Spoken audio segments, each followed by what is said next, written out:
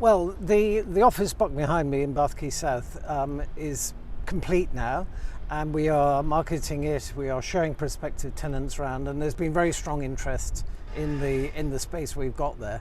We're pretty confident we'll be able to let all of it. What we don't know at the moment is whether a single tenant will take the whole building. That is a possibility, or whether the floors will be allocated separately. And the building has been designed anyway so that it can be divided in particular ways.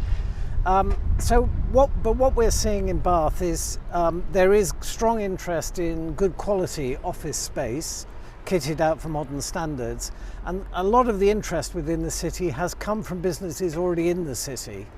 So I think what that tells us is there is an appetite for good quality workspace, and that the traditional stuff in the city that was out of converted older buildings is not so attractive these days.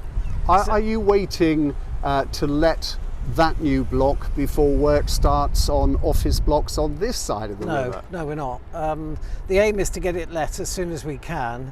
The big question over the river is there's in between the office block and Argyle Works, which is the building on Lower Bristol Road, there is another plot there which we haven't completely decided the future for.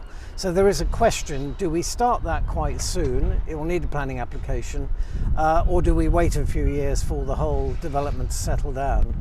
These are questions we're actively looking at. From my own perspective, I'm keen to get the whole site developed out, and then we will see the movement across this side of the river to the development of Bath Quays North. So are you saying yes to what I said, that you're waiting to let what's happening on the south side of the river before you start work on the north side? No, I think that will be let and finished before the work starts on Bath Quays North. What's holding it up? Well, actually, it's the deal that was struck with Legal & General quite a few years ago, and they were given until 2025 to commence development on this site. And all the land assembly work has been done now, everything is kind of ready to go, and we are expecting a planning application from Legal & General in the autumn, and that would be necessary for them to, to meet that 2025 deadline. So we should know in the next few months. We've had various meetings with them about the progress of the scheme and the detail being worked through.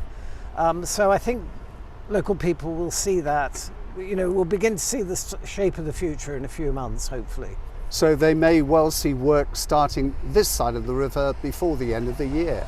Well, no, they probably won't, because the planning, it'll be quite a major planning application, so it's going to take some while to go through the planning system. The Legal & General have been working with our planners quite closely to iron out issues beforehand. But I think the first thing people will see is the demolition of this car park in the new year, and that'll be the first sign that things are about to happen. But are you really confident that the rental market for office space is strong enough to make this scheme an economic success? Yeah, I think we are. I mean, although obviously every local economy has taken a hit in the pandemic, this city is going to bounce back more quickly than most. The signs are, in terms of property that we're letting and other landlords are letting, is that there is quite strong demand still. And I think you only have to stand here and just look around you and think, how many cities are there where you can see the countryside from pretty well anywhere in the city? It's a great product, and that's why people want to come here. And I don't think that's going to change. We've got a mound behind the facade of Pitman's Press, just over our shoulders and down the road a bit, to equal the mound in London. No movement there either, is there? No, and this is what happens when developers pay too much for land. That's basically the problem. That to create a viable scheme there, you need to have the acquisition price, the land right, the development cost right, and clarity about the product, that you can afford to build it and let it or sell it at the end of the day. And I don't think those conditions have arisen yet for the owners of that site. They will at some point, and like you, I don't want to see that site sitting there empty, but I can say there is plenty of interest in the pipeline on the Bath Western Riverside side. That's probably going to come forward much more quickly, and of course we're involved in some of that. With Pitman's then, if they've overpaid, you're going to have to say yes to luxury apartments and certainly no affordable housing there.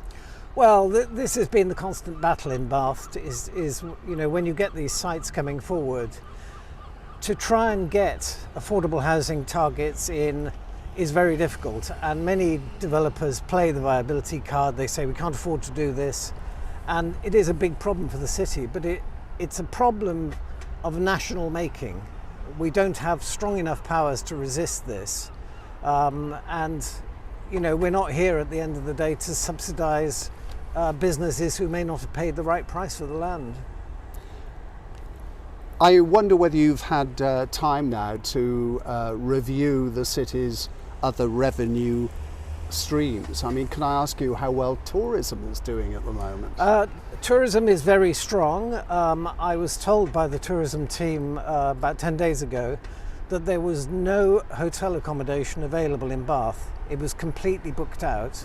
And the reason I was told that is that they were planning a come to Bath, do a kind of staycation. If you need to work, work there. And they were going to promote the city's hotels. That had to be cancelled because the hotels were at capacity. But there are some other things happening which are of a bit of concern. Some hotels haven't been able to open all their rooms because they can't get staff, can't get cleaning staff. And this is a big emerging problem for our hotels and other hospitality businesses in the city, that there simply are not the employees around who want that work. Great job for students, a way of earning a bit of extra cash. Well, I think they've all gone home for the moment, haven't they? But yeah, I mean, there is a surplus of employment over the people to do it at the moment, and that's, you know, it's creating all sorts of local distortions in the economy. I think it's going to take a while before that works out, but I think it will work out in the end. Richard, what about the High Street? What's present day thinking on reviving that? Well, this is a city in two parts. You know, you have what is happening in Southgate, which is owned by British Land, and their approach to things. And I think Southgate is doing reasonably well in terms of it's lost some businesses, it's attracting others. So, you know, we leave Southgate to one side. Our interest is mostly in the northern part of the city, and obviously they operate together as a whole, where there's no doubt the performance of the retail stock has lagged behind. And there's a number of things happening to tackle that. The first is the major piece of work that is coming to conclusion is what we call the Milsom Quarter Master Plan, which is looking at the future of that area from the river to Queen's Square and up to George Street. And we are looking to do some very different things up there to change the feel of that area. And I've seen, you know, been taken along with work as it's progressing. And I think when we introduce that work to the public in the autumn, I think the public will be very interested in what's being said, because that area needs an injection, where we've had some kind of short-term help from the West of England Combined Authority, and that's very welcome. There's various animations going on, but there are now some big problems, big questions to fix about the future of that area. Yeah, I was going to say that balloons in windows might look very attractive, but that doesn't fix the business issue. No, it's a temporary fix. And what gives business confidence, business investors confidence, is that areas have a future, that their investment into a particular property will repay over time. And I think people who take these businesses, it's a bit like a herd. Once people start to come in, and there's an interesting bit just aside on that. Milsom Place, which has really struggled over the last 5 years, suddenly it's had an influx of businesses who are moving there. And that will start, you know, it's that sort of thing that leads to a better future, really. A lot of battling to and froing between businesses and the local authority about business rates. Are you having to bite the bullet on that one and reduce them to attract new business?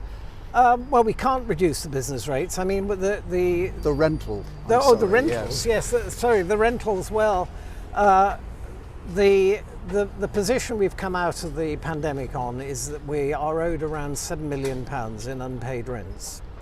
And some of that we will probably never see back because businesses will go into administration or go bankrupt.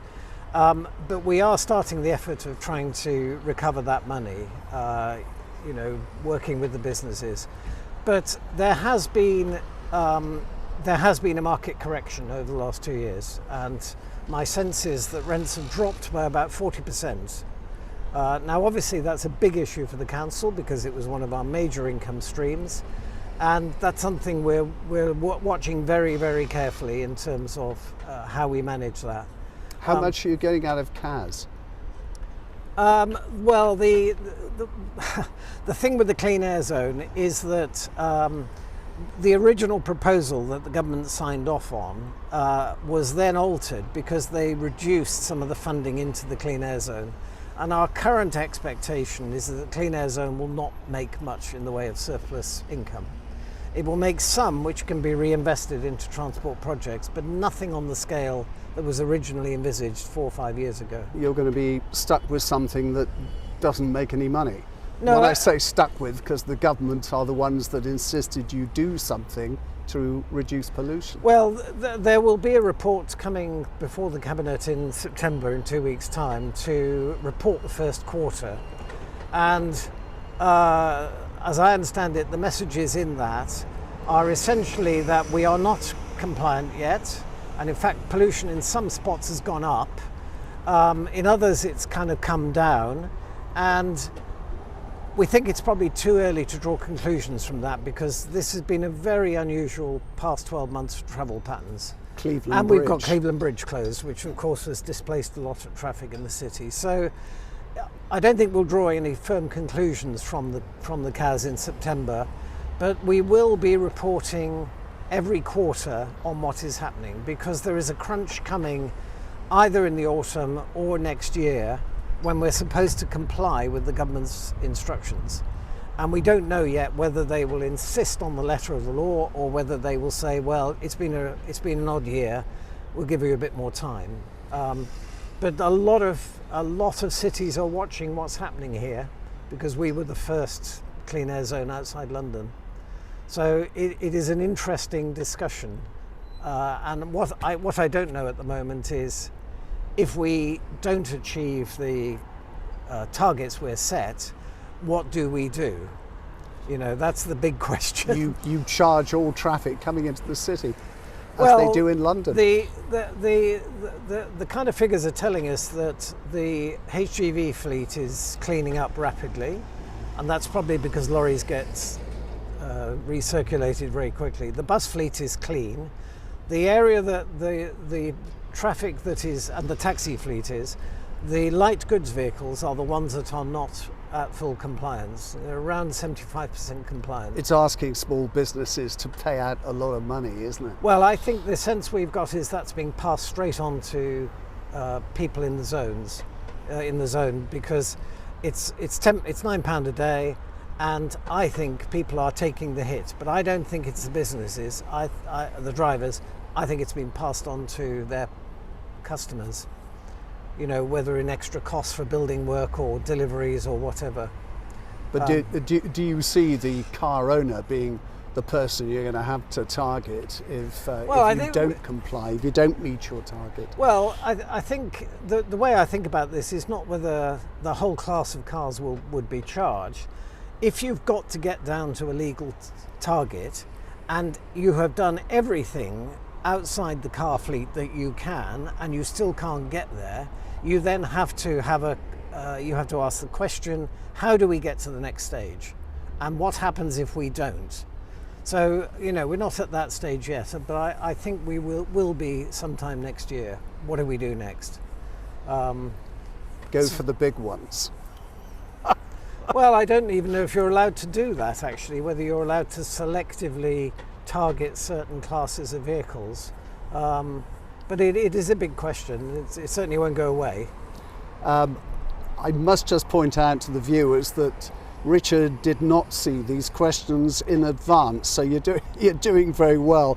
I wanted to end, and thank you for your time, with asking whether yours was an authority with its eyes more focused on getting re-elected in 2 years' time, rather than sticking bravely, whatever the flack, to your manifesto.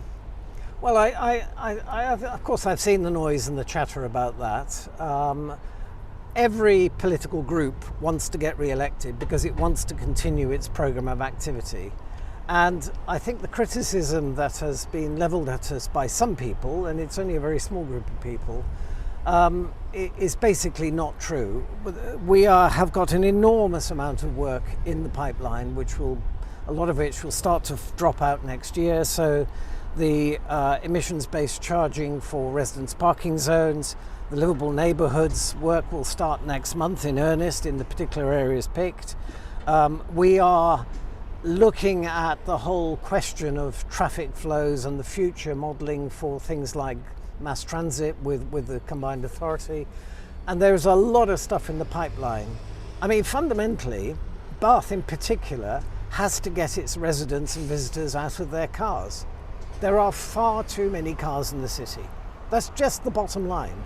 And I don't care particularly how we do it, but we know that traffic is having a massive impact on the city. But I mean, going back to your question, there is no point going to the electorate in 2 years' time having done nothing, having had an anodyne 4 years. We want to go to the electorate and say, actually what we did, we haven't done as much perhaps as we would have liked to, but we've done a lot and we'd like you to judge us on what we've done. So I think that's the approach. And obviously in politics, you have to balance out what is achievable and how you hold power so you can do more of it. And that's the debate in the party, really.